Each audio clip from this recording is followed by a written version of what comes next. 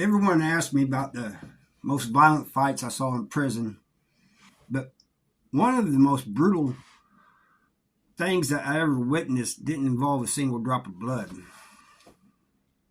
It was a slow, agonizing mental death.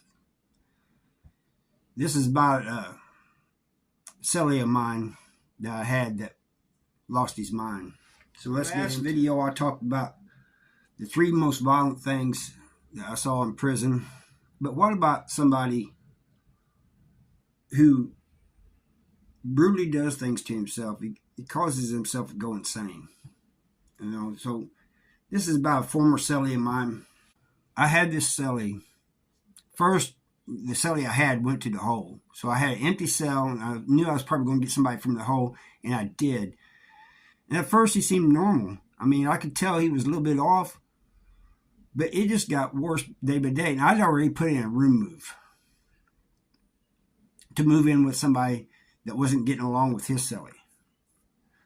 But for some reason, they was taking their time. Usually it only takes, when you fill out a room move pass, it only takes a few days, maybe a week at the most. But this was going on 2 weeks. But the celly I had, he just got worse. He made a phone call, and he came back, and he just wouldn't talk. And I kind of figured there was something happened to his family. But he started crying at night. Sometimes he'd cry himself to sleep. I could hear him down there. He was on the bottom bunk. I could hear him just crying. And sometimes, every time I'd wake up, I could hear him crying. I'd wake up, use the bathroom, he was crying. And if he seen me getting up or something, he'd act like he wasn't crying, like he's asleep or something, but he was crying. Sometimes these cries would become wails. And then sobbing, quite sobbing. And then it was like he was shaking down there or something, because the bunk would kind of shake, So one morning I asked him, I said, man, talk to me. Tell me what's going on. And he tells me, he says, about a year ago, I lost my parents in a car crash. He said, just the other day, I lost my brother. And he goes, my sister's on her way too. So, she's terminally ill, and it ain't gonna be long for her. He goes, my daughter has disowned me.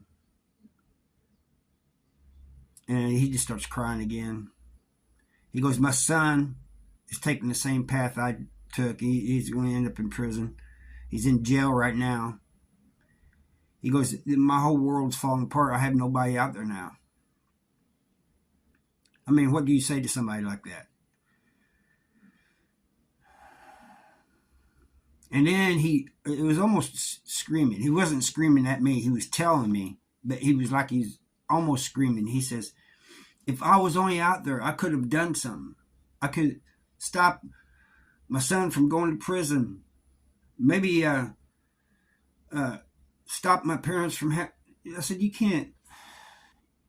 You don't know about wrecks and stuff, like crashes like that. That's something you can't stop. How would you stop it? And he goes, oh no, I could have done something. And no, you couldn't have. That applies to everybody. A lot of people blame themselves for somebody else's death.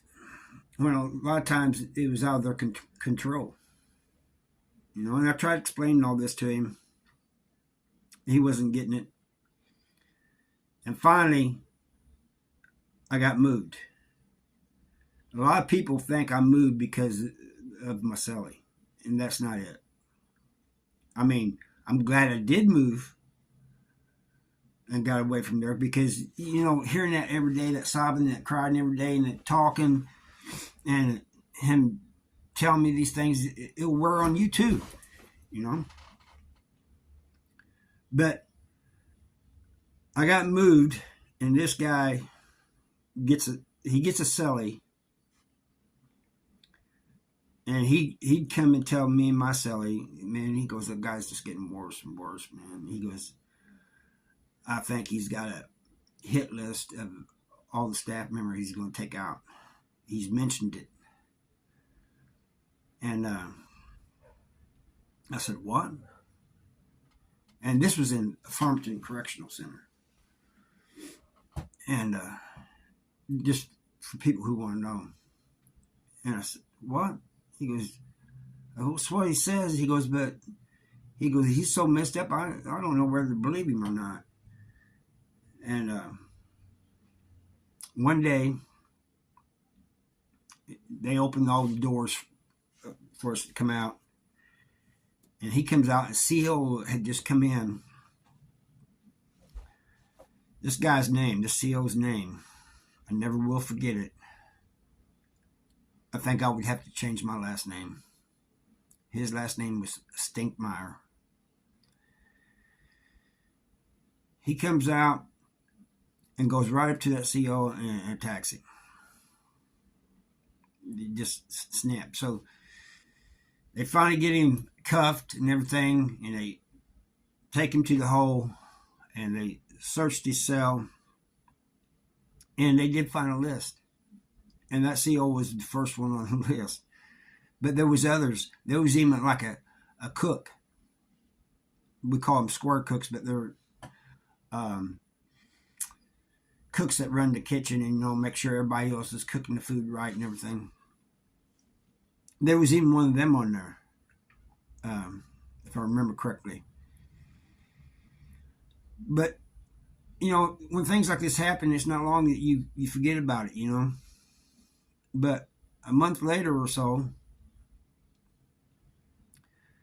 somebody that had been in the hole with me told me, man, that dude is really messed up, man. They need to get him some help. Said putting him in the hole is not helping him. He's really messed up. He goes, man, that could have been any of us. And I agree with that. People who lose their mind, usually, people have asked me, said, how are people who are mentally ill treated in prison? Well, most of them, especially those who become that way while they're in prison, nobody bothers them, because it could have been any one of us. But my celly says, yeah, and just think. He attacked that CO, but he could have attacked anybody.